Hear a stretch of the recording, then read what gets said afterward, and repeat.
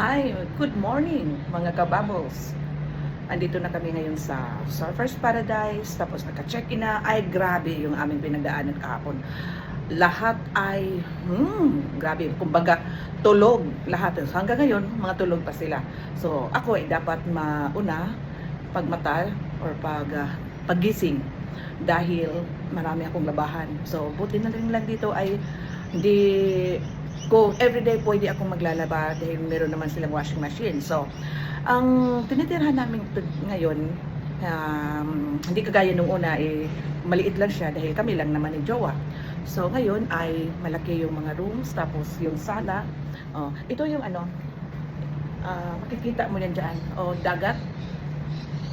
Ito talaga ang pinilit ni Jowa dahil andito yung aking aking pamilya. Ito yung sala. Diba? Malaki. So, yung ref ay wala pang laman dahil ngayon pa lang kami, pagkagising nila ay pupunta kami ng grocery. Malapit lang yung Wallis dito. So yan, wala pa yan. Ni nag-iinit ng tubig. Wala pa kasi mga tulog. So ito yung, yan. Yan yung mga dala nila, dala. So, sa ngayon, ito yung sinasabi ko na coffee maker na hindi ako marunong, pero yung anak ko pala ay marunong siya, so magpapaturo na lang ako sa kanya mamaya dahil hindi ko talaga, meron namang mga dyan. Yun, so ito yung range. Yung TV ay ang laki. Tapos ito, naglalaba na ako dito. Ito mga maraming mga, ayan, kung pwede ano ba yan dito? Safe pala, safe. Ito. Yan. Kung mamamalansya. So, syempre, after maglaba, ay mamalansya, di ba? So, yan. Nakasalang yung aking labahan, linalaban. So, ito sila. Dalawa yung... Oh, tago ka. Naliligo yung aking apo. Ito, yung nila. Bathroom. Hindi, nakikita. Ito, mga tulog pa yung akin. At saka ito yung aming room. Tulog pa rin si Jowa. Yun. Yan ang dito mga kabubbles. Pinili ni Jowa. Dahil para naman daw, sabi niya, mag-i-enjoy yung aking mga apo. At kagabi, nagpunta kami doon sa rides. Ay, grabe yung aking apupot na babae. Akala ko malimutan niya dahil sa pa lang, nung nagpunta kami lunchtime doon, ay nakita niya yung mga rides. Ikaw mismo ang magra-ride, yung mga electric ba na mga animals, may tiger, yung mga ganun. So sinabi niya na mag-rider siya. Sabi ko, wag muna ngayon dahil tired pala talaga ang lahat. Kagaling lang namin sa McDonald's. Tapos, sabi ko, mamayang gabi. So, that was last night. Hindi niya nakalimutan. So, after namin kumain sa Chinese restaurant dahil yung dalawang apo lang ako at saka si Jowa dahil yung aking anak at aking daughter-in-law ay talaga kahit anong pinapagising, nagnanak na ng door, hindi talaga magising. Nagigising dahil alam ko na gagaling lang nila sa Philippines, tired talaga, 6 hours, more than 6 hours yung biyahe, direct flight from Cebu to Brisbane. So, ayun, mga tulog. Buti na lang, meron kaming yung hindi naubos ng anak niya na pagkain niya at saka yung in-order ni Jowa, wala hindi talaga niya nakain na. So, ayun, dinala namin sa hotel. Buti na lang, gumising pala sila ng mga 9 o'clock at nakagising dahil rin ako dito, nagtingin-tingin sa labas. Ayun mga kabubbles, sabi nga ng aking manugang na kung sila daw, ayaw daw nila dito. May kamahalan talaga kapag dito ka sa Surfers Paradise, lalo na dito yung lugar na ito sa ang tawag dito ay basta sa kumbaga luxury apartments siya. Talaga may kamahalan. So sabi ko, ay ako rin, practical naman ako kung kung pwede naman, madali ka lang naman tulog for as long na may tubig at saka may matulugan, okay na ko dyan. Pero syempre yung si Jowa ay gusto niya talaga na mag-i-enjoy yung aking pamilya. Then first time nila napunta dito sa Australia. So, sabi ko sa aking Jowa, dahil may katandaan na siya, sabi ko, lang tayo, hinay-hinay lang. Hindi ba yung yung mga turista na paspasan? Sabi ko sa kanya, pagpunta namin bukas sa theme park, dahil bumili na siya ng 5 days na pass ba? 5-day pass, 5-day pass ticket. So basta pag ganun 5-day pass. So nag-ano na siya, sabi niya bukas kami mag-start na doon sa theme parks. Sabi ko sa kanya, hindi na tayo ang gagawin na kasi ang ganda, nagbi-meeting talaga kay team eh. Pagkagising niya, meeting na naman kami kung ano yung gagawin today. So syempre siya yung taga rito. Kagabi sabi niya, anong gagawin today? Dahil ano naman yung mga tawag nito, malayo pa. So sabi ko siya, dito lang kami, baka mamaya hapon mag-river cruise, pero mag-grocery muna kami, syempre. Pagkagising nila, magpo-coffee, then pupunta na kami sa Ulis. Malapit lang, na walking distance lang talaga. Lahat na nandito, sa aming tinutuluyan ay, naku, pagbaba mo, maraming restaurants na Chinese, Indian. By the way, dito kami sa Hilton Luxury Apartment. So, ayun, pagbaba mo, marami na. Tapos walking distance rin yung tram. Ay, grabe. So, kaya nga, September last year, first time akong talagang na-in love sa lugar na ito. Kung ako lang, ay ayoko rin dito, oy, mahal. Siyempre, ay talaga, kumbaga, mahal. Kung i-convert na sa peso, grabe. Grabe. So, lalo na kami ay 8 days dito.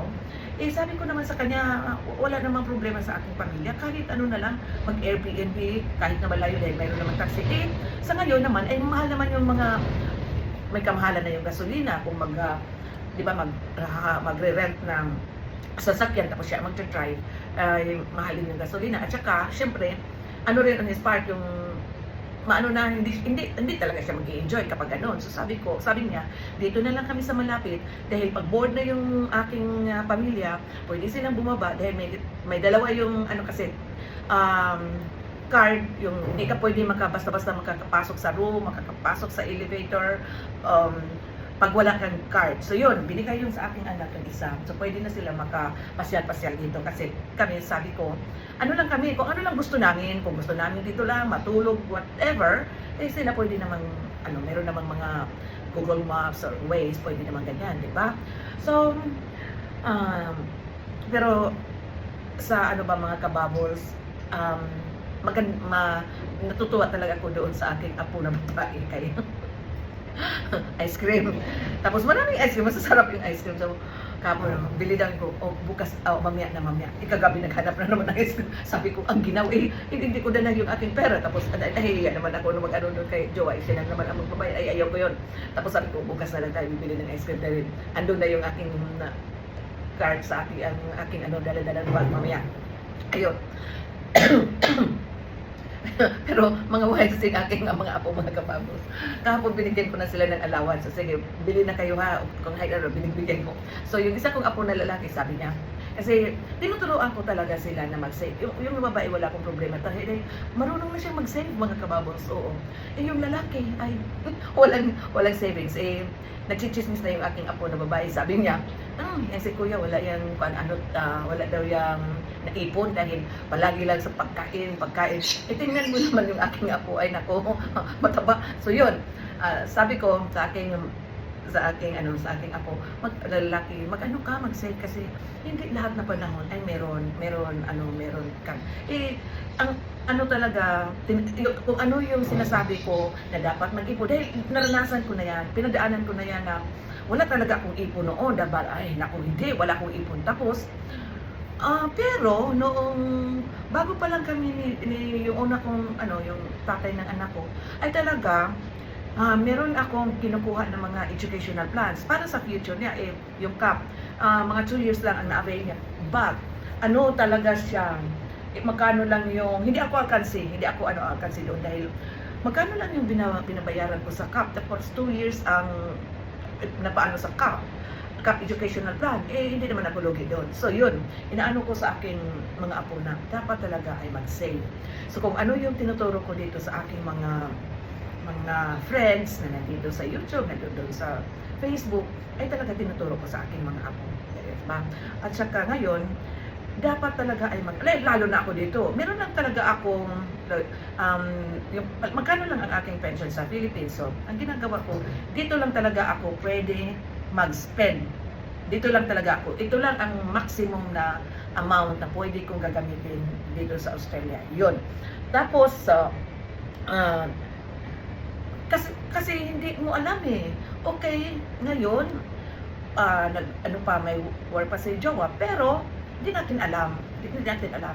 Kasi, ano ko na, huwag tayong maging maging dependent ba sa ibang tao, kundi dapat sa sarili natin ay talaga meron tayo. Diba yun? So yun na, balikan ko yung aking apong lalaki. So binigyan ko siya ng allowance kapon. Alam niyo ba mga kababol, sabi pa naman niya kagabi, habang kumakain kami, siyempre nagtatagalog siya, nakakahiya naman kung mag-aano siya, maririnig ni Jowa. So sinabi niya, Mamita, allowance ko, savings ko na yung binigay mo sa akin, at talaga natatawa ko dahil meron siya gustong bilhin. Sabi ko, okay, dapat share tayo ha, mag-share tayo. Kung ano yung gusto mong bilhin, titingnan ko kung magkano yung na-save mo, at saka, okay, bibigyan kita. Yun. Inaano ko siya, sa Pinas, wala pala siyang savings. Mautak na kayo dito, meron na siyang na-save. Binigay ko, ayaw niyang gastusin yung binigay ko sa kanya mga kababos. Isa-save na lang niya para yung gusto niyang bibilihin pagdating sa Pinas ay mabibili na kasi alam ko, sabi ko sa kanya, mas mautak ang lola. Siyempre, sabi ko sa kanya, hindi. Kasi ang ano natin ay dapat doon magsisave. Ito dapat i-spend it out. Anyway, bahala na siya kung aanuhin niya. So today, ano lang kami mga kababos, ano lang, hinay-hinay lang. Sinabi ko, hinay-hinay lang. Ako rin mismo ayoko nang mai-stress sa kakabiyahe. Lalo na pag sa plane, pag okay ako, hindi ako nai-stress sa packing at saka unpacking, hindi ako nai-stress kasi gusto ko yung dito na yung aking apo, naligo na. Tapos ayoko, yun, nandun na sa plane, tapos pagbaba ng plane, kukuha ng mga luggage. Yung aking jowa, sasabihin ko na lang, dyan ka na lang, maupo ka na lang, ako nang bahala magkuha sa mga luggage. Yung pag-check-in, dahil ngayon, wala na tumutulong sa'yo, wala nang tao doon sa counter, ikaw na mag-check-in, ikaw na kukuha sa iyong, tawag nito, boarding pass. Boarding pass? Kasi nakukuha mo naman yung boarding pass sa pag-check mo online. Pag check-in online mo, makukuha mo na yung mo sa phone. So yung salbaga, yung mga tags. Ayun, so sinasabi ko sa aking jowa, dyan ka na lang. Dahil yun, hindi kasi siya used to traveling kasi, lang talaga, pagtuturo, bahay, yun lang, turo, bahay. Tapos, nagluluto siya kung yun lang ang niya noon. Nung hindi pa kami nagkakilala, for 20 years, yan ang buhay niya. Nagtututor, nagtuturo, siya ang naglalaba siya doon sa laundry dahil yun ang mas madali para sa kanya. Sa ngayon, syempre ako na, aking share na yun. So, yung mga kabubbles, pero, alam niyo ba, kahit ito na palagi kong sinasabi, okay lang noon, syempre, excited ka nung first mo talaga. Alam ko yung damdamin ng ating pamilya nung makita nila dito yung lugar, ay sila na-amaze. Pero pag second time mo na, okay lang, parang hindi ka na masyadong nalulula sa lugar, di ba? Sila, syempre, excited sila, ayun, parang silang lahat ay gising na. Kasi, ginamit ko yung liquid laundry bag, laundry soap doon sa nagamit pa daw sa mga staff lang. Nilagay lang kasi doon. So akala ko, pwede siya gamitin. Sabi ko sa akin, manugang, huwag na.